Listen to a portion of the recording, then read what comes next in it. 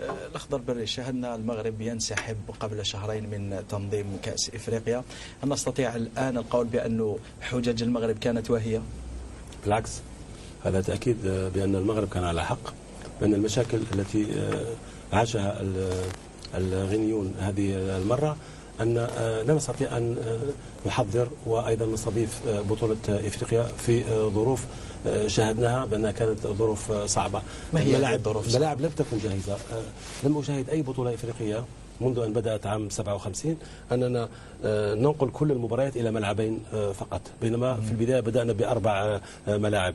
هناك مساندة كبيرة من أطراف خارجية. غينيا الاستوائية لا تملك شرطة، فجاء بشرطة من خارج البلد، لا تملك ملاعب. مساعدة جاءت من إسبانيا لأنهم هم الذين ساعدوهم في الملاعب في العشب.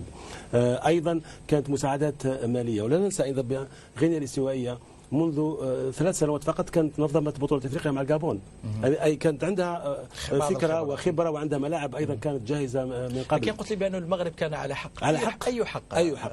لأنه كل البطولات الآن، رابح كان محترف في الخارج يعرف هذا، بأن اللاعبين الآن المغتربين والمحترفين في الخارج لديهم مشاكل مع الأندية. عندما يغيبون في شهر ديسمبر ويناير تصبح لهم مشاكل مع المدربين. هناك كثير من اللاعبين الأفارقة خسروا أماكنهم وأيضا ربما مسيرتهم الرياضية بسبب انتقالهم إلى منتخب البلد. في نفس الوقت أيضا المغاربة يقولون بأن هناك مرض، ولم يمتنعوا عن البطولة، وإنما طالبوا تأجيل البطولة إلى شهر جوان. الآن كوبا أمريكا في أمريكا الجنوبية تقام في جوان. لكن هذه ليست دورة ما بين الأحياء حتى يتم طلب تأجيلها. هذه كأس إفريقيا، لكن في أمراض، لكن لم يسجل أي حالة إيبولا في هذا الكأس. لماذا؟ لأن المغرب طالب أيضا مساندة بمساعدته، ربما لا يقوى على تنظيم هذه البطولة ولا يريد أن يعرض الآخرين إلى المشاكل. ربما تلقى ملفات أيضا سرية لا نعرفها نحن أن فيه مشاكل ربما أكثر من الرياضية، ربما السياسية، ربما هجرة المهاجرين الأفارقة عن طريق البحر، ما نسميهم بالحراقة عندنا. ممكن أن يكون المغرب مثلا نقطة عبور لأوروبا.